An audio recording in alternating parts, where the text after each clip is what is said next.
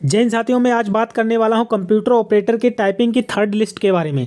इस बार बहुत बड़ा खेला होगा, क्या खेला होगा ये सारी जानकारी मैं आपको बताने वाला हूं। तो इसमें ये भी जानेंगे कि रिजल्ट कैसे देखना, आप टाइपिंग में पास हुए या नहीं हुए, कैसे फेल हुए, और इसमें फर्स्ट लिस्ट में जो है कितनी कट ऑफ थी, सेकेंड लिस्ट आई तब कितनी कट ऑफ थी, फर्स्ट और सेकेंड लिस्ट को दोनों को मिला के कितने कैंडिडेट पास हुए, कितने कैंडिडेट डीबी में बाहर होने वाले हैं, ये सारा कुछ मैं आपको इस वीडियो के माध्यम से बताने वाला हूँ। तो आगे बढ़ने से पहले मैं आपको बता देना चाहता हूँ, ऐसे ही अपडेट पाने के लिए प्लीज़ हमारे वीडियो को लाइक करें और चैनल पर पहली बार विजिट कर रहे हैं तो चैनल को सब्सक्राइब करें। तो चलिए वीडियो स्टार्ट करते हैं। चलिए फर्स्ट लिस्ट की बात करते हैं। तो यहाँ पे देखिए, कंप्यूटर टंकर परीक्षा हेतु बुलाए जाने वाले अभ्यर्थियों की जो है कट ऑफ कितनी थी। तो पहले हम यूआर की बात करते हैं। यूआर में हम मेल की बात करेंगे। किसकी बात करेंगे? मेल की। ये मेल कैंडिडेट हैं। तो यूआर में मेल की कैंडिडेट की जो 135.84 थी, 135.84। इसी टाइप से हम ईडब्ल्यूएस की बात करते हैं। ईडब्ल्यूएस आर्थिक रूप से कमजोर वर्ग 119 लगी थी, मेल कैंडिडेट की 119 लगी थी। उसके बाद से यहाँ पे अन्य पिछड़ा वर्ग यानी ओबीसी की जब हम बात करते हैं तो ओबीसी की 125.78 लगी थी। इसी टाइप से एससी की बात करते हैं यानी अनुसूचित जाति की, तो यहाँ पे 113 लगी थी। अनुसूचित जनजाति की 81 नंबर लगी थी। उसके बाद से हम महिला कैंडिडेट की बात करते हैं यानी फीमेल की बात करते हैं। किसकी? फीमेल की बात करते हैं। तो फीमेल में यूआर की 129 लगी, ठीक है, यानी जनरल जिसे बोलते हैं। फिर आते हैं उसके बाद से आर्थिक रूप से कमजोर, इसकी 80.50 लगी थी या 80.5 कह सकते हो। उसके बाद से अन्य पिछड़ा वर्ग, ठीक है, अन्य पिछड़ा वर्ग यानी जिसे हम ओबीसी कहते हैं, ओबीसी कहते हैं। तो इसकी जो है कट ऑफ 114 लगी थी। ये फर्स्ट टाइपिंग लिस्ट की मैं बात कर रहा हूँ। अनुसूचित जनजाति की जो है 100 मतलब सिर्फ 80.5 लगी थी। कितनी? 80.5 लगी थी। इसमें भी बच्चे क्या है, पूरे नहीं हो पाए। उसके बाद सेकेंड लिस्ट जारी की गई। सेकेंड लिस्ट में देखिए क्या, ये रही सेकेंड लिस्ट की। तो यहाँ पर हम बात करते हैं दूसरे चरण की जो कंप्यूटर टाइपिंग परीक्षा यानी दूसरे चरण की जो टाइपिंग लिस्ट आई थी यूआर की। यहाँ पे देखिए यूआर की मेल कैंडिडेट इसमें नहीं शामिल थे, इनकी 80 नंबर लगी थी। अन्य पिछड़ा वर्ग यानी महिलाओं की 80 नंबर लगी थी। आर्थिक रूप से कमजोर यानी मेल और फीमेल दोनों कैंडिडेट की यहाँ पर 80 नंबर टाइपिंग लगाई गई थी। यहाँ पर अनुसूचित जाति की 80 नंबर लगाई गई थी। अब इन दोनों को मिलाकर कितने कैंडिडेट पास हुए, इन दोनों को मिलाकर कैंडिडेट कितने कैंडिडेट पास हुए ये जान लेते हैं। उसके बाद ये जानेंगे कि थर्ड लिस्ट कैसे आएगी। ये देखिए कुल पद थे यानी टोटल पोस्ट कितनी थी, 1129। टाइपिंग में पास बच्चे हुए 1491। कितने बच्चे पास हुए?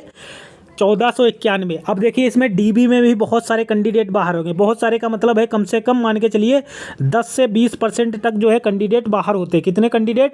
कम से कम 10 से लेके 20% तक कैंडिडेट बाहर होते हैं। 10 से लेके 20% तक कैंडिडेट डीबी में बाहर होते हैं, डीबी में बाहर होते हैं।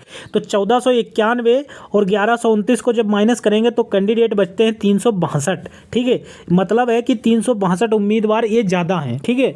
अब ये कैसे बाहर होंगे, चलिए वो सारा कुछ आपको मैं बता देता हूं।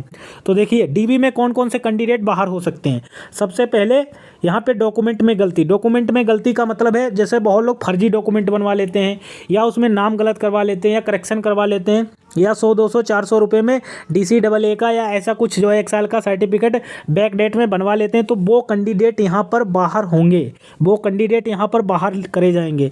गलत कैटेगरी चूज करने ला बहुत सारे लोग होते हैं, गलत कैटेगरी से जो है अपना कास्ट सर्टिफिकेट बनवा करके फॉर्म भर देते हैं, लेकिन वो भी डीबी में क्या है, बाहर होने वाले हैं। उम्र या आरक्षण से जुड़ी समस्या, बहुत लोगों में उम्र या आरक्षण से जुड़ी समस्या वाले भी कैंडिडेट बाहर होने वाले हैं।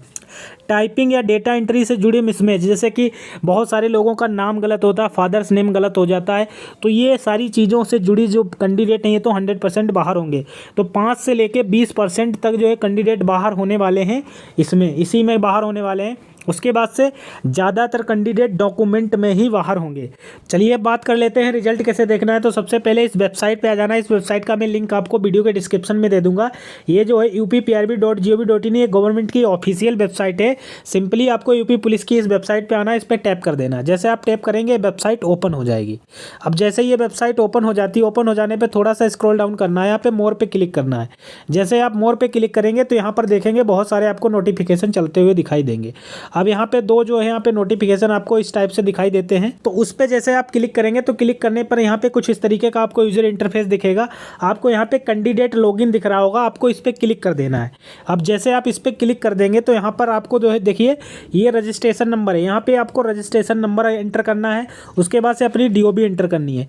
दोनों एंटर करने के बाद यदि ये पेज ओपन हो जाता है यानी डॉक्यूमेंट वेरिफिकेशन के लिए अगर आप वैलिड होंगे यानी टाइपिंग पास होंगे, तभी यहाँ पे जो है ओपन होके जो है आपका एडमिट कार्ड डाउनलोड हो जाएगा डीबी के लिए। यदि नहीं होता है तो समझ लीजिए आप टाइपिंग में फेल हो गए।